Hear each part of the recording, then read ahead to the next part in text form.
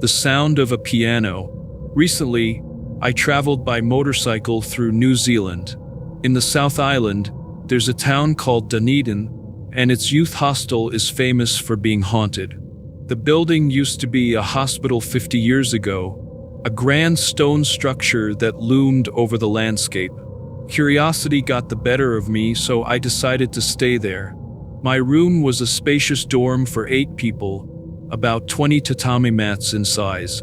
I decided to check out the infamous TV room. It's located in the basement and used to be a morgue. To get to the TV room, I had to enter a hallway sealed off by doors on both sides, creating an eerie atmosphere even before reaching the former morgue. Descending the dark stairs one step at a time, I finally arrived. A sign read TV room on the door.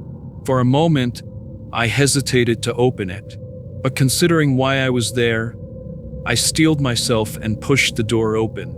Inside was dimly lit, with only a small window near the ceiling letting in a hint of light. The overhead lights were off. The room wasn't very big, perhaps about 10 tatami mats. There were 3 rows of sofas. On the front sofa sat a blonde girl, reading in the darkness. I couldn't believe her bravery. I was terrified, but I had to pass her to take a seat on the sofa behind her. That's when I saw it. Beneath her, on the sofa, was a dark, wet stain. I froze. She must be a ghost. But she didn't react at all. No curse or anything to trap me. After what felt like an eternity, she finally left the room. Was I saved?